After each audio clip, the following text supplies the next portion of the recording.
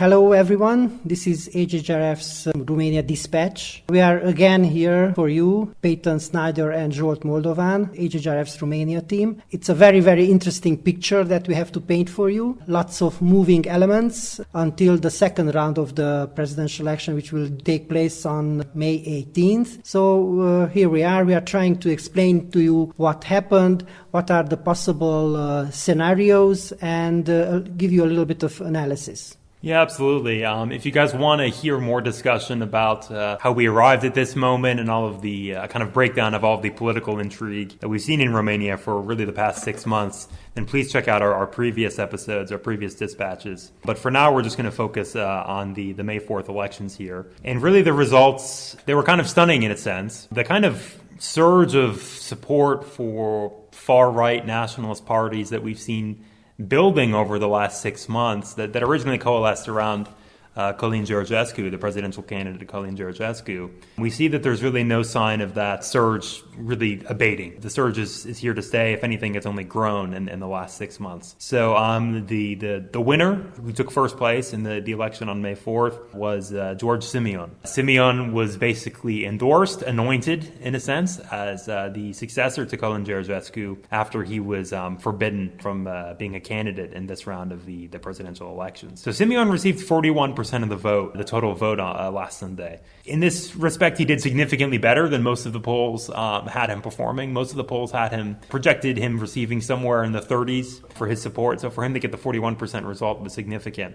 Now, taking the second place, so the candidate that will be advancing to the second round along with Simeon, is a sort of progressive challenger to the Romanian political establishment, and that's the mayor of Bucharest, Nicu Jordan. So Nicu Jordan got 21% of the vote. To kind of round out the people towards the back of the pack, the PSD-PNL RMDS endorsed candidate, Călin Antonescu, won only about 20% of the vote. The difference between Nicu Jordan and Călin Antonescu was 86,000. Okay. But still, this was a really disappointing result for the PSD-PNL RMDS government. And we'll discuss a little bit more in a bit how that impacted that government coalition. But with their candidate losing, that basically the government that's been presiding over the country since December, it's no longer viable. So we'll talk about that later. And near the back of the pack, we had independent populist candidate Victor Ponta, the kind of well-known figure in Romanian politics, the former head of the PSD. He got, I think, 13% of the vote. And then the head of USR, the former head, she resigned after this, was Elena Lasconi. She got 3%. The big takeaway here is that George Simeon got a big surge in support. He's at 41%, and he'll be challenging Nicu Jordan in the second round of the election on May 18th. If you look at it from the Hungarian perspective, it was a huge setback that the candidate endorsed by the PSD-PNL RMDS coalition, governing coalition, Călin Antonescu, did not make it into the second round. And there are many kinds of explanations for that. We have also given you some ideas why could it be that Călin Antonescu will not make it into the second round in our previous dispatch when we examined and analyzed the candidates' personalities. And I think it was you, Peyton, who said that he's not a charismatic candidate. Exactly, and that definitely seemed to be the case when voters went to the polls on Sunday. They just weren't really motivated to turn out for him. Kind of pivoting to turnout. Exactly, and this is where we come to turnout, which could also be like a very important point of discussion when we look forward to the second round of the elections. Turnout was 53.2%. Overall, out of the 16-17 million eligible voters, only 9.5 million people voted. So it's a little bit over half of those people who had the right to vote went to cast their ballots, and this was significantly lower in areas where, for example, Hungarians live, in the Székely area,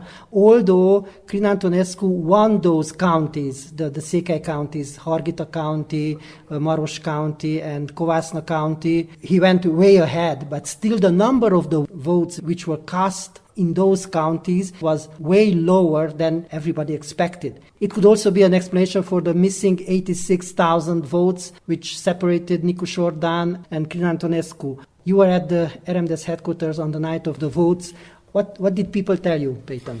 Yeah, I was at the RMDS headquarters watching the results come in on election night and talking to people there. You know, the explanations that they provided me, I think, were fairly compelling. The biggest one is that there wasn't a Hungarian candidate on the ballot. The Hungarian voters in Romania, they're always very supportive of RMDS. Back in November, a lot of them turned out, over 400,000 of them turned out to vote for Kelemen Hunor in the presidential race when for his candidacy. But without a Hungarian candidate on the ballot, a lot of them are a little bit less enthusiastic.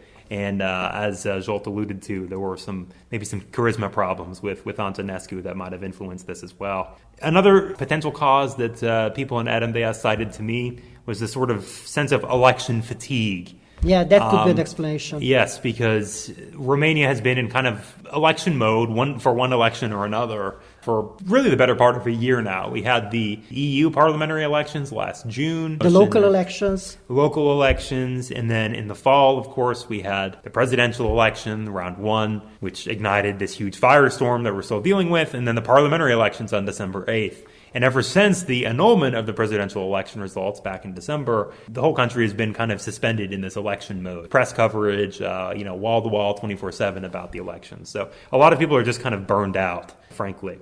I see it in my personal life. I just switch over the news channels because I don't bear to see any more news about the election because I am fatigued from all the bombardment of the news that comes along for the past year. I think anyone who's been remotely plugged in to Romanian media for the last year is pretty burned out in politics at this point. That being said, there was one kind of interesting point of contrast that emerged in terms of voter turnout, which was that the Romanian diaspora turned out in the greatest numbers ever, I believe, in their history for the elections last Sunday. So about 970,000 Romanians abroad cast ballots in this election. And that's a significant increase over the 820,000 who voted in the presidential election last November. We just gave you the number of ballots cast, 9.5 million. And if you look at that 970,000 votes, that means over 10% of the ballots cast came from the diaspora. That's a huge number. One trend that's definitely held, I think, for both rounds of the election, really, and has been a prominent theme discussed in a lot of Romanian media, is the increasingly significant role of the Romanian diaspora in their elections. So now let's kind of pivot to talk about some of the political takeaways from this first round of the presidential election as we look forward to the second round here on May 18th. As I said, that right-wing surge that we have seen really building over maybe the last couple of years, it would be fair to say, has only grew. There doesn't seem to be any sign of that abating. And I want to look a little bit back to the surge of the far right movement, the extreme far right movement in Romania. In the 90s and in the 20s, we had the PRM, the Greater Romania Party, and they were a presence in the Romanian politics. They were like 15-20% the most that they could take. So what we are seeing now, this 40%, this is like unheard of in Romania. To what extent is this surge in far-right support indicative of really sort of earnest nationalist sentiment increasing? There's definitely some of that versus a sort of status quo, anti-status quo position that we see people taking. Because for better or for worse, in this round of the elections, Simeon really emerged as the sort of anti-status quo candidate, the sort of reformist candidate in a certain sense. Even Nicu Jordan, his counterpart, is seen as an anti-system candidate. So both of them are challenging the current status quo, but from a different side. From different sides of the political spectrum, yeah, absolutely. And we even saw this back in November as well, with Ceausescu and Lesconi advancing. Why do you think, Peyton, from an outside perspective, maybe not that outside anymore because you have been here for the past 10 months, but why do you think that the status quo, the so-called traditional parties, are so unpopular right now? That's a big question. The discussions I've had with people here in Romania, Hungarians and Romanians alike, other Europeans who live here, I think there's just a sense that the PSD and the PNL are too entrenched, is maybe the word I would use, within Romania's political institutions. I think there's a sense that despite all the power that they've accrued, that they're not really delivering on policy anymore. I think there's a sense that they've maybe sold out in a lot of respects, that they're not responsible curators, if you will, of government. So. Actually, Peyton, I want to challenge you a little bit. But this happens everywhere in the world where a party or a group of parties is on government for a longer period of time. Sure. And if you have, like, for example, changing dynamics, like, for example, in Great Britain, where you have two big parties and there are power changes, and also in the United States, here, this kind of change in the past 2 or 3 elections did not happen because these two big parties, for better or worse, but they agreed to govern together. So that meant that those left out of the positions, of the money, of the whatever you want to think that they were left out, they garnered force from those people who are also feeling left out. Mm-hmm. Yeah, and another way to understand Romanian politics, it's maybe quite different from Western European politics or certainly American politics, is that you can also understand the PSD and the PNL as sort of patronage networks in a way. If you're embedded with that network, whether you're like a tradesman or like a small local party official or maybe a business leader, this often translates to contracts with the state. It translates to direct sort of material gain. So it's not just a question of policy. It's sort of a question of which of these patronage networks are you sort of embedded into. And people who exist outside of that ecosystem, outside of those patronage networks, feel very aggrieved and perhaps understandably have really come to sort of resent these two parties. I agree with you, Peyton. And coming to Nicu Jordan, I would like to say that Nicu Jordan, the second candidate who qualified for the second round of the presidential elections, is seen as the champion of those pro-Westerners who a little bit also felt left out of the PSD-PNL mafia, if you would like to say it like that. It's a very strong word, but still appropriate, maybe. Sometimes is appropriate. And so Nicu Jordan and his supporters are challenging the current status quo, but from a different angle than the George Simeon and Călin Georgescu side. Absolutely. And I mean, just a brief kind of examination of Nicu Jordan's biography. In a lot of ways, he is this sort of new Romanian figure. He went to the West and he studied in France. When he was a teenager, he won twice the International Mathematics Olympics. That means that in those back-to-back years, in those 2 years, he was the best mathematician in the 16, 17-year age group in the whole world. Just imagine what kind of person are we talking about. Absolutely, yeah. He has a strong intellect. I don't think anyone doubts that. And again, his sort of his decision to go study in the West, in Europe, and kind of cultivate some political ties with liberals there.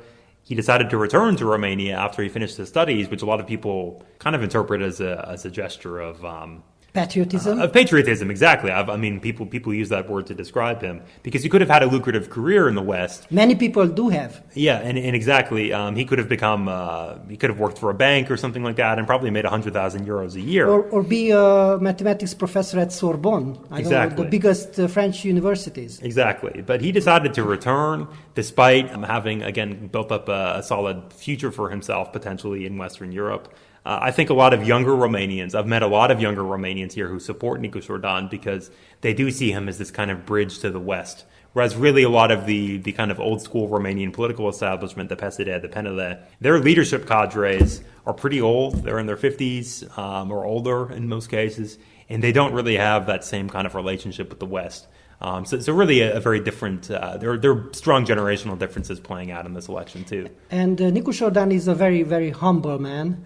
He lives in a rental. He doesn't own his own apartment or his own house, and he lives a very simple life. And if we contrast him with a lot of other prominent Romanian politicians who somehow, we can maybe talk about Klaas Iohannis, have multi-million euro homes. It's not clear how their humble salaries as presidents translate to these really vast real estate portfolios.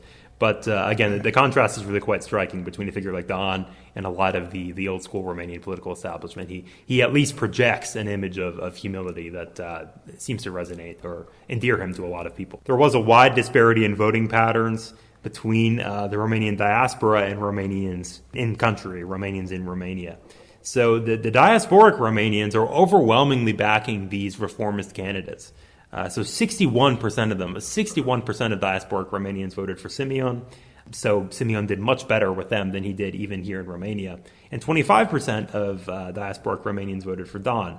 So together, that's almost 80% of the diasporic electorate is backing these reformist candidates. And both of these reformist candidates did better in the diaspora than they did here in Romania. Going back to the Romanian vote within the country, it was a very, very striking image when I got the map of Romania colored. George Simeon had the color yellow, and except the 5 counties where Crin Antonescu won because of the Hungarian vote, and except Kolozsvár County, where we are stationed right now, where Nicu Jordan won, the whole map of Romania was a big, big yellow going for George Simeon. Yeah, exactly. I mean, Simeon really, again, he outperformed what most of the polls projected him to gain. So Simeon really, he cleaned up in a certain way. And why do you think, Peyton, that the diaspora vote went so overwhelmingly for these 2 candidates? Yeah, this has been a big subject of discussion and debate in Romanian media over the last couple days, really the last couple months, if we consider the fall elections too, where this trend was already kind of evident. So one kind of material explanation for it is that the diaspora, for the most part, overwhelmingly, exists outside of this sort of patronage network system that I discussed. This is important to understand, but here in Romania, the mayors are very important figures, much more so than in America, I would say, because say you have a PSD mayor, you want the government in Bucharest to basically be aligned with your mayor. You want them to be on good terms so that the new kind of EU development funds and everything are distributed kind of more towards your community, steered towards your community. It's very interesting that you say this and you observe this thing.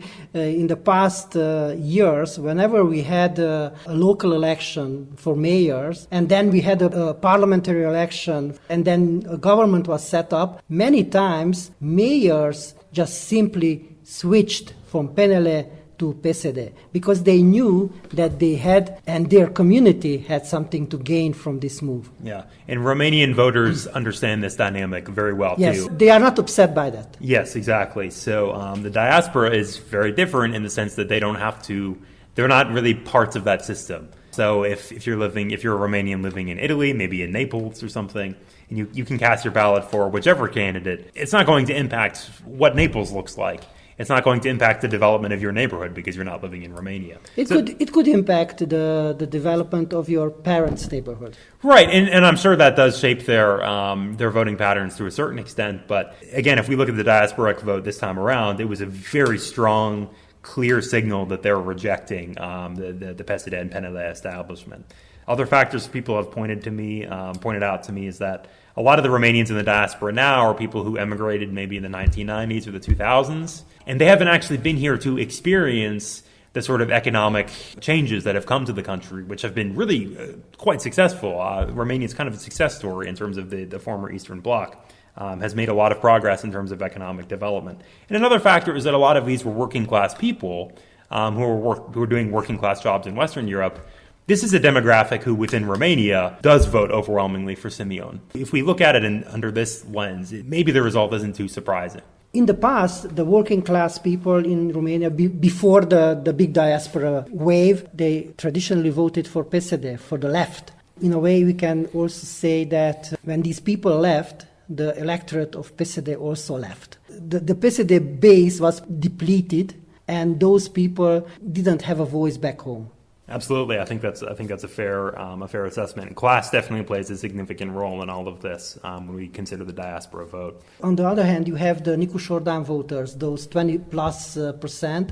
Those are from the higher echelons of society. Those are the more educated people, right. Because not just the working class people moved out of Romania, but also professionals pursuing careers in medicine, engineering, maybe certain younger people. Exactly. So, and again, if we look at the results from Western Europe, we definitely see more support from Romanians in Switzerland. 50,000 votes came from Moldova, from the country of Moldova. And there, very surprisingly, it was not George Simeon who won, but Nicu Jordan won.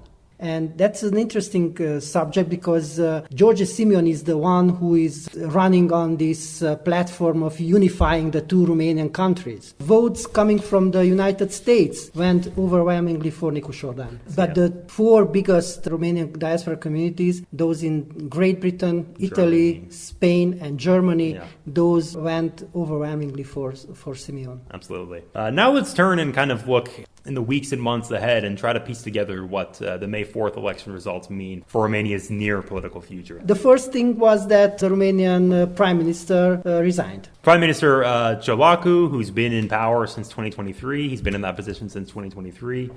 He resigned after the Sunday, May 4th election because really a big part of his government's contracts, the contracts that he signed with also members of PNL and RMDS in the fall, was to get their candidate into the presidency. Them having not met that goal, the coalition's futures seemed very, very dim, very, very dim political prospects. And it was, I think, also a very, very political move from his side and from PSD's side, but because he wanted to disassociate from that losing coalition, and I think that's why he resigned. And now we have an interim government in Romania with limited authorities, led by Cătălin Predoiu. He was a minister in the Ciolacu government, and now he has to deal with this situation that was given to him, and it's a not very enviable position. Enviable position, exactly. No, not in any sense.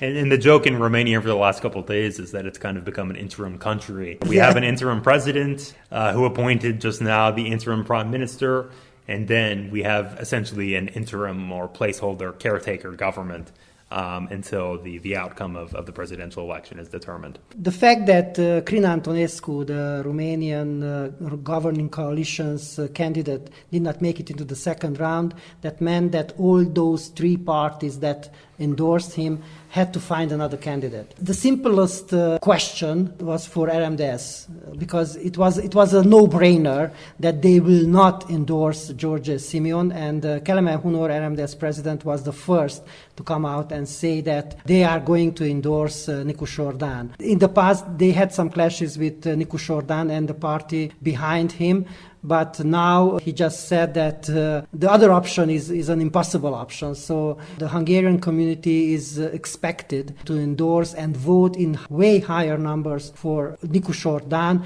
because of the threat that they see in George Simeon. Yeah, Simeon, again, being the head of AUR, a party that we've talked about a lot. HHRF we've issued a lot of press reports over the years documenting many, many high-profile instances of members of AUR making very inflammatory statements against Hungarians, threatening Hungarians in Romania, even in a couple of notable instances, essentially instigating violence with members of the Hungarian minority here. I will say anecdotally, all of my Hungarian contacts here in Kolozsvár, you can definitely tell that there's been a change in mood. And maybe you can speak to this too, Zsolt, but people are really quite worried about the prospect of a Simeon presidency. Extremely worried. My Hungarian friends and family and colleagues, we think that it's up to us. I mean, we really, really have to talk to as many people in the coming days before the second round of the presidential election and convince them to go to vote, just to make them take the effort and go out and cast their ballots. That's what the task is for everybody here in Kolozsvár. People are very worried, very afraid, some of them. You were talking about anecdotes, and it's not an anecdote that many people are trying to find an escape in the case of George Simeon becoming Romania's president, because it's a very, very bleak future that we envision. Some of the other political parties within Romania, the more moderate, more pro-democratic parties, we could say, they've also endorsed Nicu Șordan. So the PNL and the USR. And the smaller Western-oriented parties also, but they don't have big numbers. So, but still, there's a big coalition of anti-Simeon parties. Absolutely, a big coalition building behind Nicu Șordan. The PSD, however... That's a problem. Yes, they've sent really mixed signals to their voters, declining to take an explicit position. Ciolacu, to his credit, when he resigned, made it very clear that he doesn't support Simeon in the next round of the elections. But a lot of other PSD leadership have essentially told their voters to vote their conscience. So they're not giving them explicit directions or issuing explicit endorsements. They're telling them to just vote with their conscience. This is a big problem, but because even if the PSD would have given out a direction for their voters to cast their ballots for Nicu Jordan, even then there would have been a huge chunk of PSD voters who would not have followed this advice. But now that they have not done even this minimal thing, that means that many of those PSD voters are going to go either way, or maybe in a higher number and a higher percentage go to George Simeon. And then we have to talk about Victor Ponta. Yeah, complicating matters even further is Victor Ponta's candidacy. So he didn't advance to the second round, but his status as a former head of PSD and a figure really respected by a lot of people within the PSD party, the fact that he hasn't endorsed Nicu Jordan outright leaves a lot of questions up in the air. Yeah, and the problem is that he had 13% of the votes. And after the first round of election, he just came out and said that he's going to form a new platform, a new party, make Romania great. That's also like sovereignist ideology, which in certain ways comes together with the ideology of Călin Georgescu and George Simeon. That means that people who are behind Ponta might go in direction of George Simeon. The big question is, how can Nicu Jordan beat George Simeon? What is needed for that? Yeah, so this has been the big question that basically everyone in Romanian cable news and in the media has been discussing for the last couple of days. It seems that for Nicu Jordan to win, he will of course have to attract a lot of the voters from the other pro-democratic candidates from the first round. So he has to bring over a lot of the Antonescu voters. He shouldn't have too much trouble winning over the Lasconi voters. But then he's also going to have to win over a fair number of Victor Ponta's voters. We've done a lot of math over the last couple of days, everyone in Romania has, and it seems that his best pathway to get there is really through higher turnout. So it seems that really at least 65% of the Romanian population will need to turn out, of the eligible voters, I should say, to turn out for Nicu Jordan to have a chance of winning. That means that from the 9.5 million voters who voted in the first round, we would have to go up to 11, maybe 12 million people. That would mean 2 million people more who should go and vote. Is it doable? What do you think? Yeah, it's an open question because mobilization, that's what will decide this. It seems like a long shot in some ways, but then we also have to consider how unpopular Simeon is. Simeon is a very divisive figure, so he has his very loyal supporters, certainly in the diaspora, but also in Romania as well. But for every one of them, there's also another Romanian who really doesn't care at all for his rhetoric, is quite worried by the behavior of other Our party figures. So it's not out of the question that a sort of anti-Simeon sentiment will drive a lot of people to vote for Nicu Jordan and against Simeon in the election on May 18th. We have the first poll, the first data. It was commissioned by Nicu Jordan right after the first round of presidential elections. Simeon had 41% of the votes. Nicu Jordan had 21% of the votes. That meant there was a 20% gap in between those two. Right now, it seems that George Simeon stands on 54.8%. And Nicu Jordan stands on 45.2%. So it's an almost 10% gap in between those two candidates. And before we started this podcast, I was giving Peyton these data, and he said it's impossible to come back from that based on Western European standards. Why do you think that? Well, what we see in Western Europe and certainly the United States is that, well, for one thing, we're not used to gaps maybe being as big as they are for a presidential election. In the U.S., if you look at presidential elections for the last 3 or 4 cycles, it's very rare for anyone to win by more than a point or a point and a half, I think, in 2024.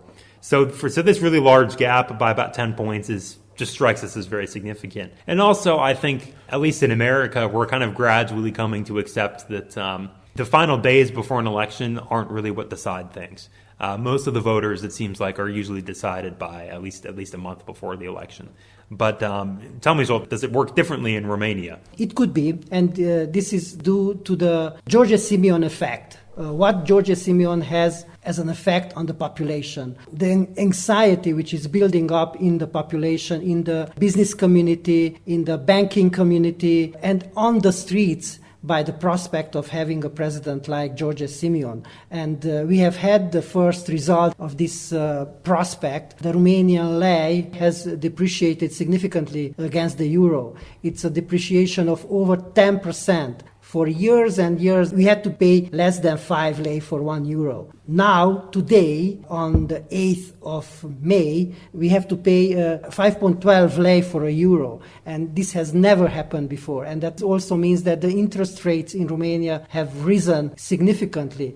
And there is this prospect that the whole country will go bankrupt, or the population will starve, will go in hunger, because the economy of Romania will not be able to bear this political crisis.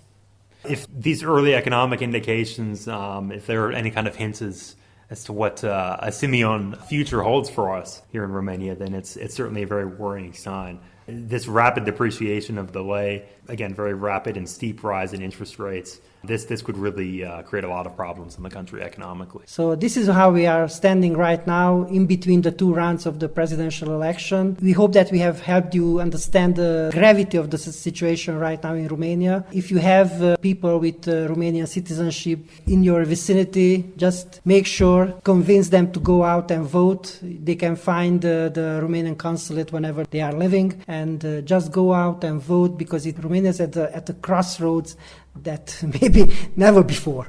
Peyton Snyder and Moldovan Zsolt from Kolozsvár, thank you for your attention, and we will come back with another podcast after the second round of presidential elections, hopefully from Kolozsvár.